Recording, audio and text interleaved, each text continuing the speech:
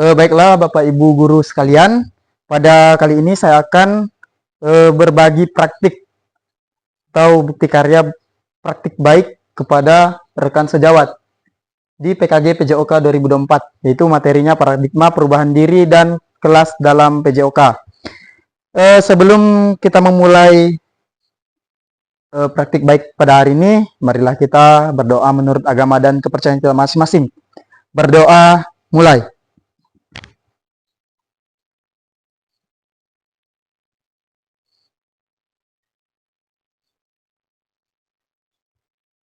Doa selesai. Oke, selamat pagi Bapak Ibu guru. Selamat pagi. Oke.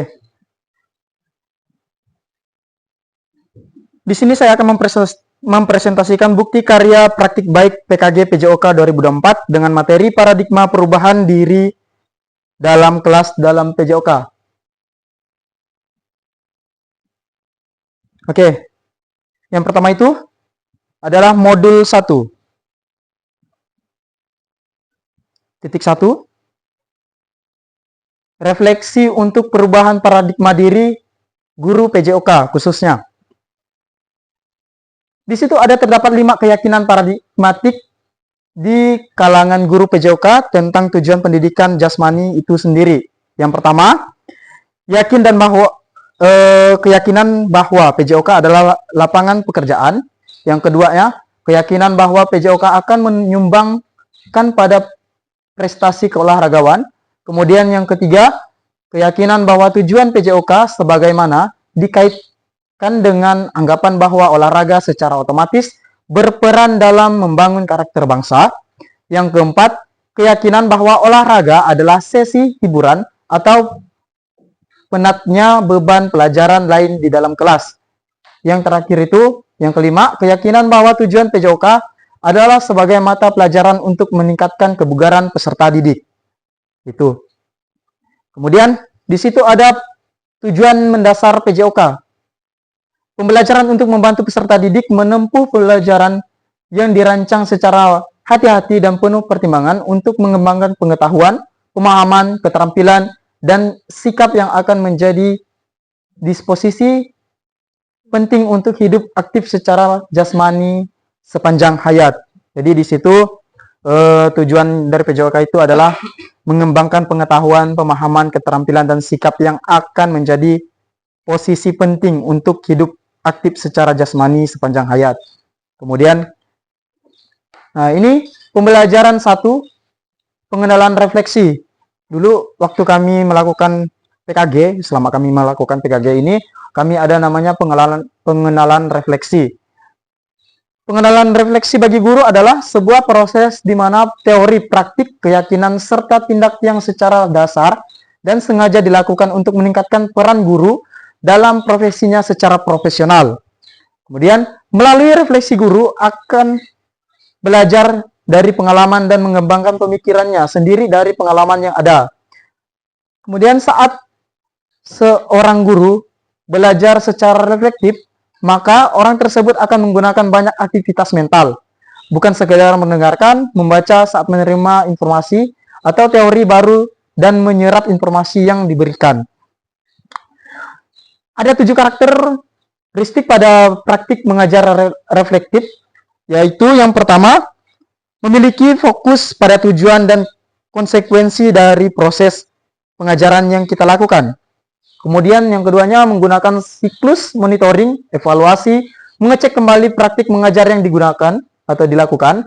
Kemudian yang ketiga, menggunakan bukti dan data untuk melakukan penilaian terhadap kesuksesan mengajar dan bagaimana peningkatan praktik mengajar yang dilakukan. Keempatnya, selalu menggunakan pola pikir yang terbuka, bertanggung jawab, dan welas asih. Welas asih itu berpikir positif. Kemudian yang kelima, melakukan tindakan selalu berdasarkan pedagogi dari penelitian ilmiah yang berkembang. Keenamnya, melibatkan rekan sejawat melalui kolaborasi dan dialog untuk mengembangkan diri sendiri dan profesionalitas mengajar. Jadi yang keenam itu melibatkan rekan sejawat dalam melakukan kolaborasi atau dialog. Kemudian yang ketujuh, berusaha mengembangkan praktik mengajar secara kreatif dan mengintegrasikan model pembelajaran yang sudah dipelajari. Jadi berusaha mengembangkan setelah apa yang kita ajarkan dan kita lalui, kemudian dikembangkan lagi secara kreatif. Selanjutnya, pembelajaran 2. Waktu kami melakukan PKG PJOK, pembelajaran 2 ini ada framework dan model refleksi. Framework itu melakukan penilaian sendiri atau mandiri menggunakan alat ukur dengan menentukan prioritas ibu atau bapak berdasarkan pernyataan-pernyataan yang tertera pada lembar penilaian mandiri tersebut. Jadi kita melakukan penilaian sendiri. Misalkan apa yang kurang, apa yang lebih dalam suatu pembelajaran yang kita ajarkan. Kemudian di situ ada penilaian mandiri tersebut merujuk pada 5 orientasi nilai guru PJOK yang meliputi disiplinari misteri atau DM, biasanya disebut dengan penguasaan materi atau disiplin ilmu. Yang kedua itu learning process atau LP, biasa disebut dengan proses pembelajaran. Yang ketiga itu self actualization atau SA, bisa disebut dengan aktualitas diri. Yang keempat itu logical integration atau EI atau integritas ekologis diri. Kemudian yang kelima itu social responsibility atau tanggung jawab sosial. Jadi di situ ada 5 poin untuk penilaian diri sendiri. Kita masuk. Yang pertama itu ada penguasaan materi atau disiplin ilmu, disebut juga dengan disiplin akademik, merupakan bentuk orientasi paling tradisional dalam perkembangan kurikulum di mana fokus utamanya adalah mengajarkan murid untuk menguasai materi pelajaran.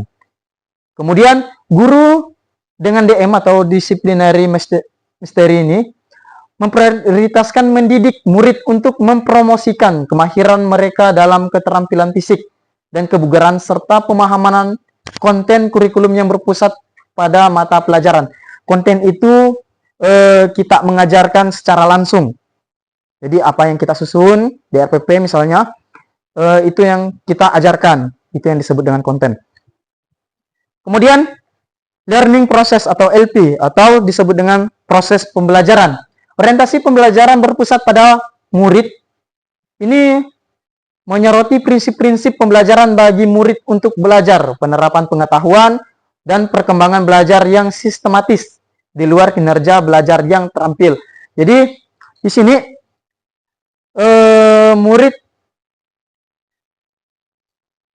kita menyoroti murid prinsip pembelajaran bagi murid untuk belajar, menerapkan pengetahuan dan perkembangannya. Dengan demikian, orientasi LP mampu membantu murid menerapkan prinsip-prinsip pembelajaran dalam mempelajari pengetahuan dan keterampilan baru. Jadi kita memberikan pengetahuan baru kepada murid-murid yang kita ajarkan atau kepada para siswa. Kemudian di situ ada self actualization atau aktualitas diri, di mana orientasi SA ini melebihi berfokus pada murid dengan pendekatan humanistik dengan cara membangun harga diri yang positif, rasa keberhasilan, dan kenikmatan dalam belajar. Jadi kita itu ada istilah pendekatan dengan siswa, di mana siswa itu harus kita biasanya beri pujian, itu yang membangun harga diri yang positif. Kemudian rasa keberhasilan itu kita beri istilahnya aplaus kah atau penilaian, dan menikmati kenikmatan dalam belajar. Jadi dalam suasana belajar kita itu nyaman. Kemudian rencana untuk memelihara kebutuhan pribadi murid adalah tujuan akhir dari pendidikan jasmani mereka. Jadi rencana memelihara pertumbuhan pribadi murid adalah tujuan akhir. Jadi di situ sudah menjadi sosok murid yang tumbuh pribadinya. Kemudian murid sebagai individu bertanggung jawab untuk mengidentifikasi tujuannya sendiri, untuk mengembangkan keunikan pribadi, dan untuk membimbing pembelajaran pribadi. Kemudian ekologikan integration atau integrasi ekologis. Itu orientasi ini didasarkan pada pendekatan holistik Untuk kurikulum keseimbangan yang memberikan pertimbangan yang relatif sama untuk kebutuhan murid, materi pelajaran, konteks pendidikan, dan masalah sosial. Jadi di sini fokusnya ke kurikulum. Kemudian orientasi EE ini mendorong murid untuk mencari makna pribadi mereka melalui partisipasi dalam berbagai kegiatan fisik, menguasai pengetahuan gerak, dan meningkatkan kepekaan terhadap kehidupan mereka sendiri. Kemudian social responsibility atau tanggung jawab bersosial. Orientasi SR berevolusi dari orientasi berkonstruksi sosial dalam kerangka teori orientasi nilai asli. SR atau social responsibility dihipotesiskan lebih konsisten dengan tujuan guru yang dinyatakan dengan prioritas tinggi untuk kurikulum sosial daripada rekonstruksi sosial. Jadi lebih berfokus kepada kurikulum sosial. Kurikulum berdasarkan orientasi SR diarahkan pada kebutuhan masyarakat di luar kebutuhan individu. Misalnya lebih mementingkan kebutuhan orang lain daripada kebutuhan individunya berdasarkan kurikulum ini. Kemudian kurikulum yang menangani masalah sosial akan menekankan kepada peningkatan kesadaran dan akan kebutuhan sosial dan peran peserta didik sebagai agen perubahan. Jadi peserta didik di sini diangkat sebagai agen perubahan. Kemudian pendukung SR mengembangkan strategi untuk menciptakan lingkungan yang lebih baik yang menekankan kesetaraan dan keadilan sosial untuk kontribusi pada perubahan sosial. Jadi mereka harus berkontribusi dalam melakukan perubahan sosial. Dalam orientasi ini, aktivitas fisik olahraga diakui sebagai sarana untuk membantu peserta didik belajar menyelaraskan kebutuhan individu mereka dengan kebutuhan masyarakat mereka. Jadi di dalam sekolah mereka melakukan sebuah aktivitas, di luar sekolah juga melakukan sebuah aktivitas. Kemudian kami dalam melakukan PKG, selama melakukan PKG ini, kami itu ada belajar Work dan dalam menulis refleksi. Menurut Rolf, Jasper, dan Fasswater pada tahun 2011, refleksi didefinisi sebagai proses berpikir, merasakan, membayangkan, dan belajar mempertimbangkan apa yang telah terjadi di masa lalu, apa yang mungkin bisa terjadi jika sesuatu dilakukan dengan cara yang berbeda, apa yang saat ini terjadi, dan apa yang mungkin terjadi di masa yang akan datang. Jadi, refleksi ini adalah kita melakukan sebuah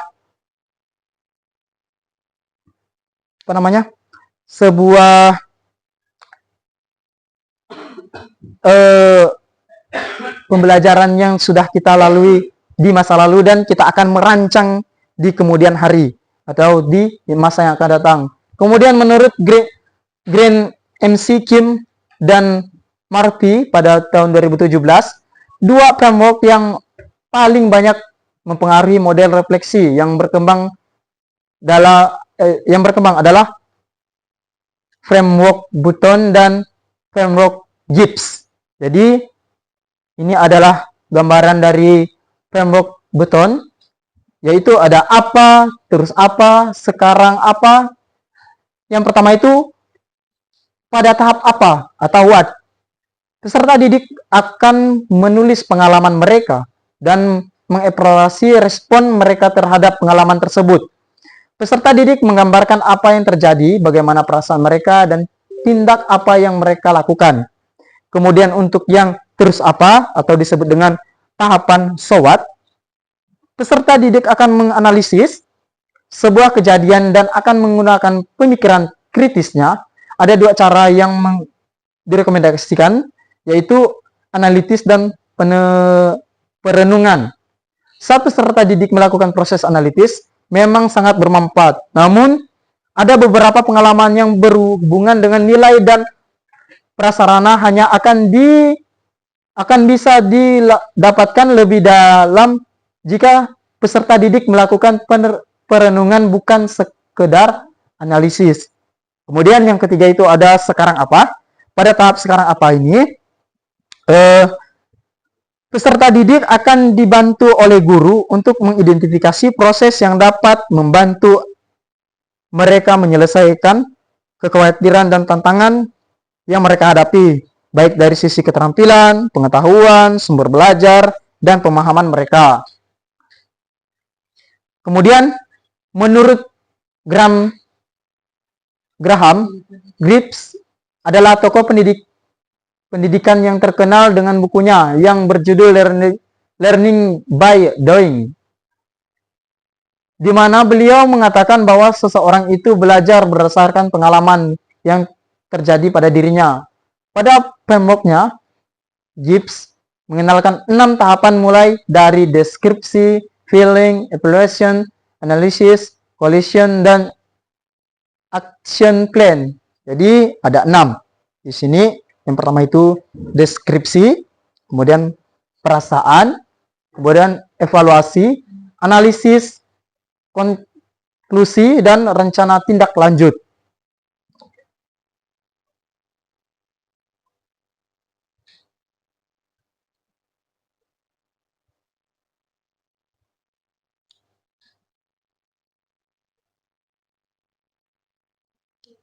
Oke. Selanjutnya, ada beberapa model penulisan refleksi. Berikut ini adalah beberapa model yang bisa kita gunakan. Yang pertama itu model segitiga refleksi, kemudian deal, refleksi 6 topi, 4C, model cuaca, dan 4F, serta papan bercerita. Jadi, selama kami melakukan PKG tatap muka kemarin, kami melakukan refleksi, tapi dipilih salah satunya, mana yang lebih mudah atau lebih gampang untuk melakukan refleksi diri. Di sini ada lampiran model refleksi.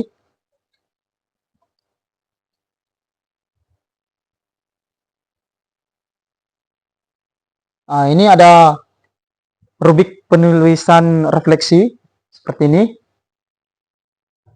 Nah, ini rubik seperti yang biasa kita gunakan, itu ada penilaian saat melakukan pembelajaran.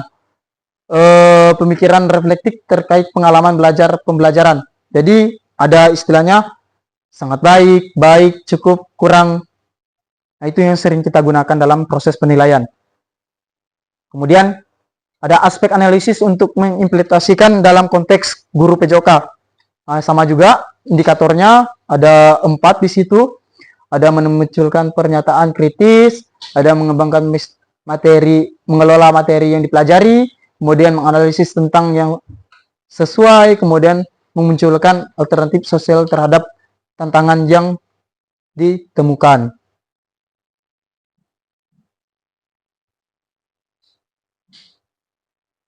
Di sini ada aspek keterhubungan juga. Nah, ini adalah framework Gibbs tadi. Di sini ada deskripsinya. Ini yang kami lakukan pada saat kami melakukan tatap muka kemarin. Ada deskripsi, perasaan, evaluasi, kemudian analisis, dan kesimpulan. Kemudian rencana tindak lanjut. Nah, ini adalah lampiran seperti ini tadi itu. Nah, model refleksi yang segitiga. Yang segitiga. Nah, ini model segitiga.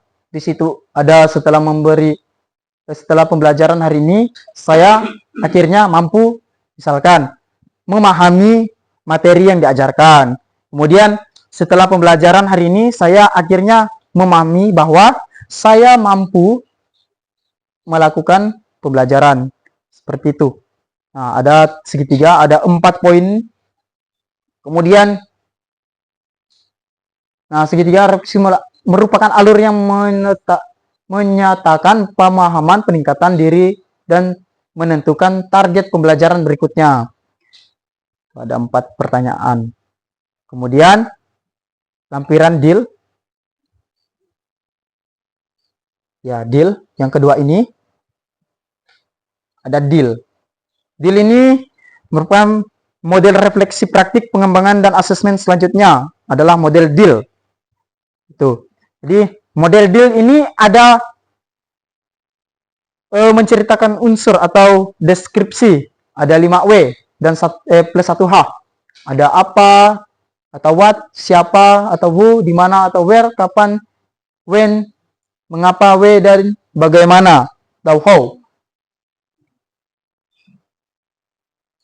Kemudian di sini untuk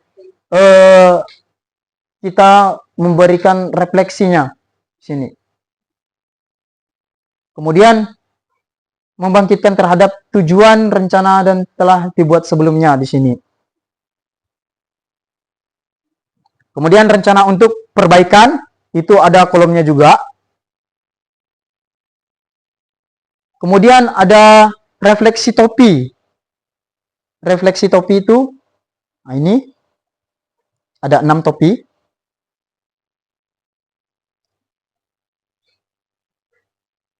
Oke, di situ metode Shifting Heads atau diciptakan oleh Drew Edward de Bono pada tahun 1980 dan diperkenalkan dalam bentuknya 6 topi berpikir pada tahun 1985. Ini salah satunya.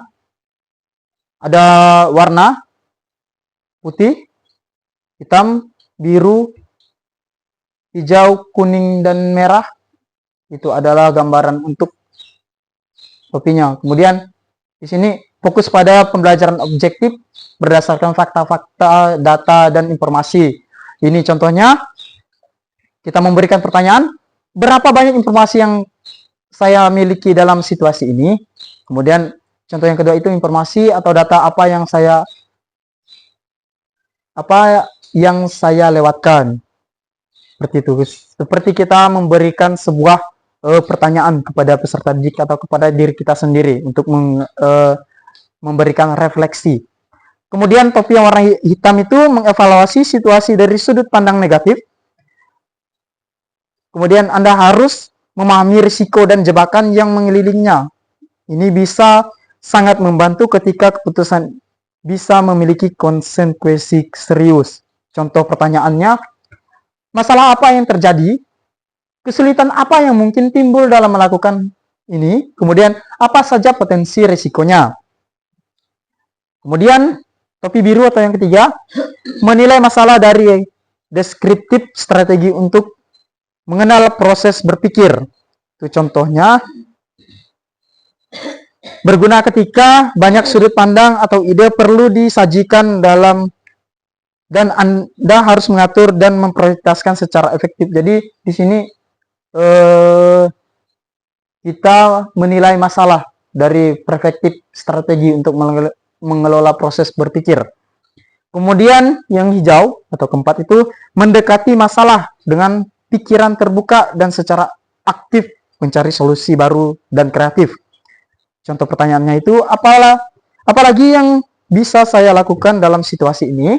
Kemudian, apa aspek positif dalam situasi ini? Kemudian, apakah ada nilai lain, pilihan lain?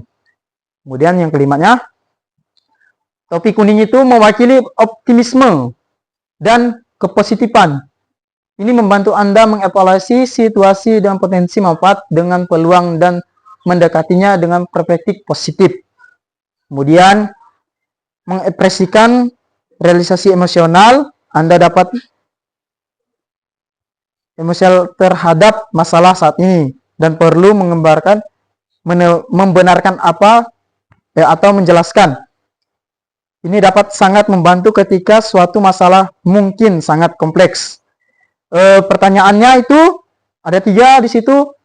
Apa yang saya rasakan saat ini? Kemudian apa yang dikatakan intuisi saya tentang ini? Kemudian apa saja menyukai atau tidak menyukai situasi ini? Kemudian lampiran 4C. Ini 4C yang keempat.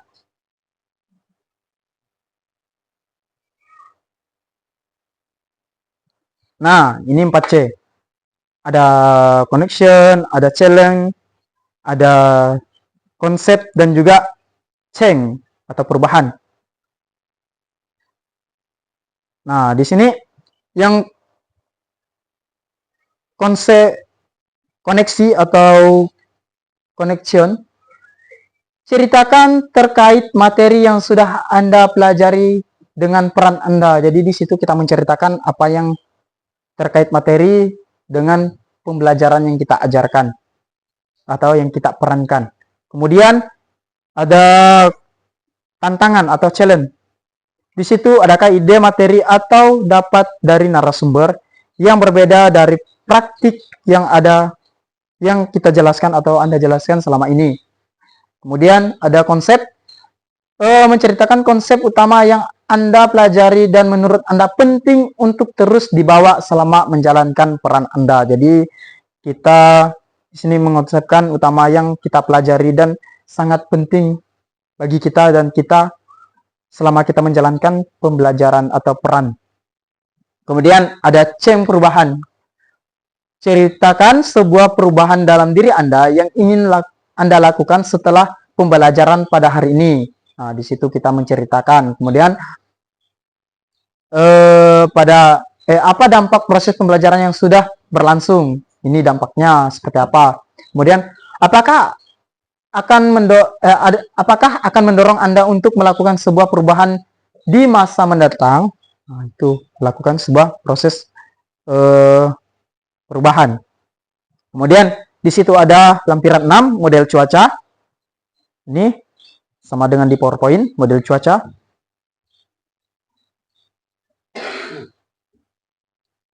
Nah, di sini ada beberapa, terdiri dari pernyataan-pernyataan, pertanyaan-pertanyaan yang mewakili cuaca yang cerah, hujan, kabut, salju, petir, dan angin, serta badai.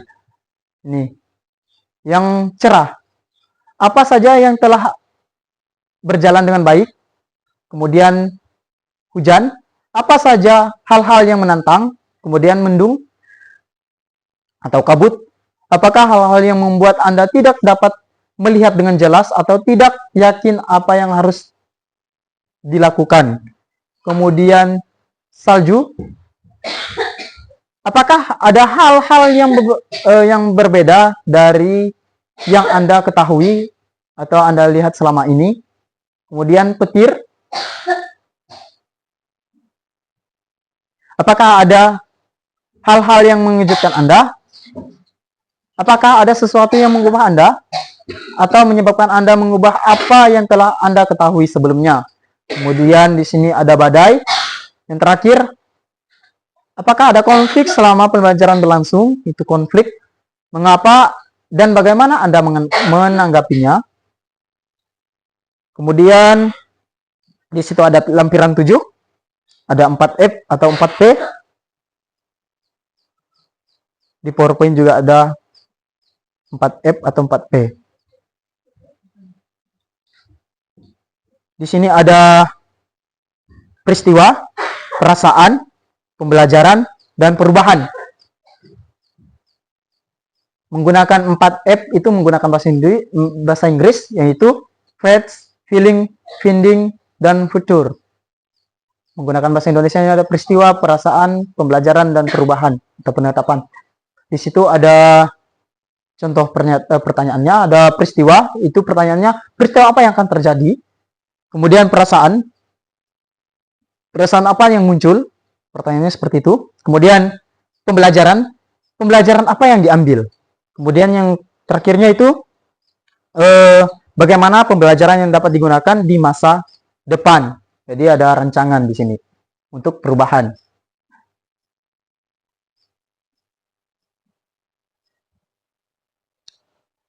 Oke.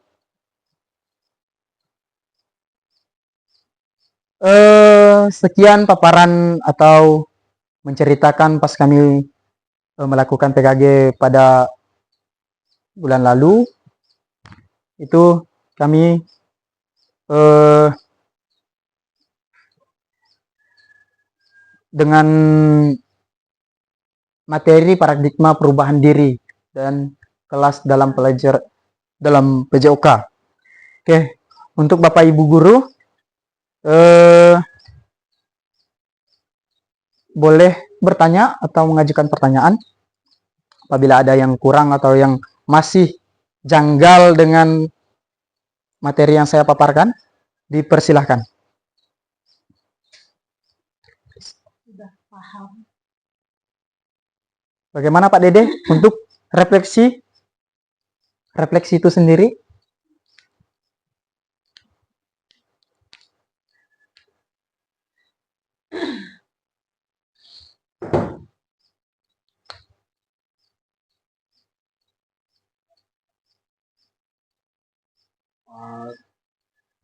Contoh, kita berkeyakinan bahwa PJOK adalah lapangan pekerjaan.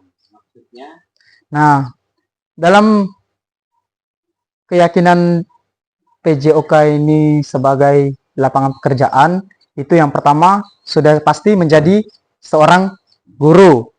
Yang kedua itu bisa menjadi pelatih di luar dunia pendidikan.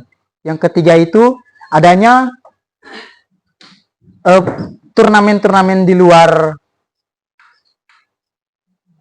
pendidikan yang dapat dijadikan lapangan pekerjaan. Contohnya pemain dapat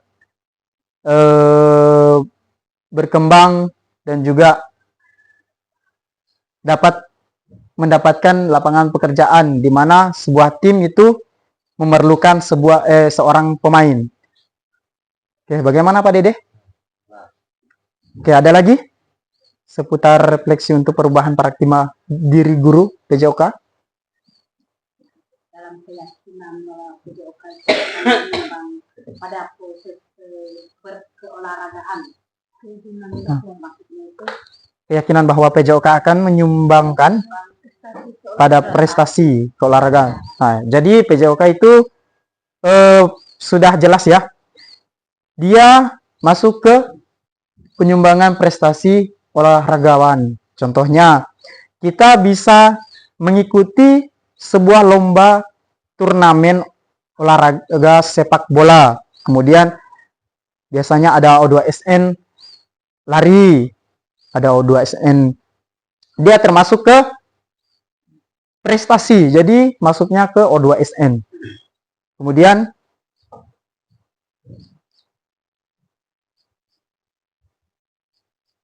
kita setelah melakukan prestasi, kita akan mendapatkan sebuah hadiah.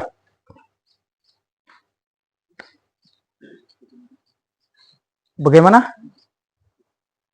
Oh, cukup. Oke, jadi prestasi itu kita dapatkan dari sebuah aktivitas olahraga atau melakukan sebuah perlombaan. Kemudian ada lagi yang terakhir? ada pertanyaan mengenai yang keyakinan bahwa olahraga adalah sesi hiburan. Bagaimana caranya kalau menurut olahraga itu bisa dikatakan sesi hiburan itu? Oke. Sebelum saya menjawab, ada yang bisa bantu menjawab dulu untuk sesi hiburan?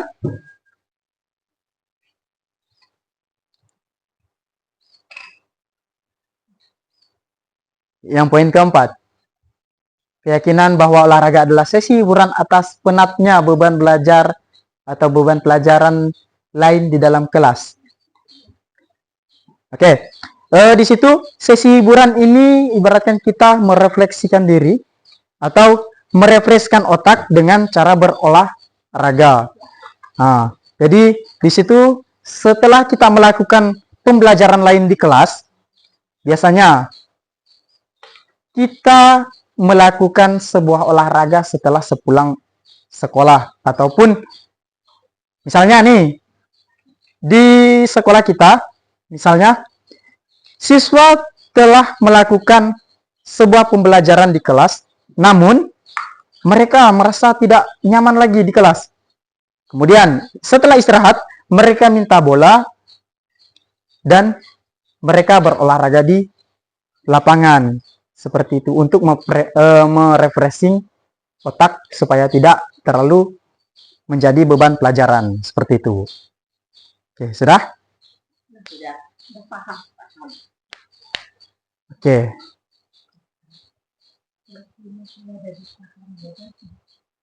Baiklah.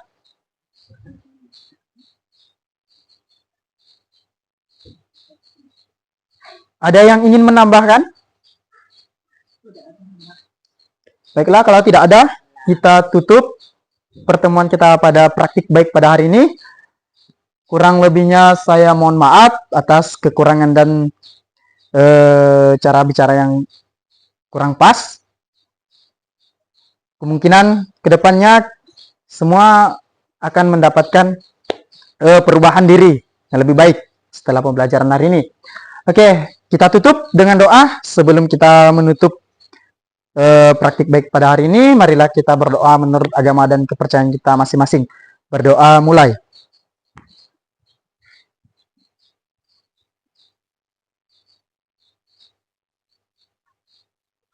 Doa selesai.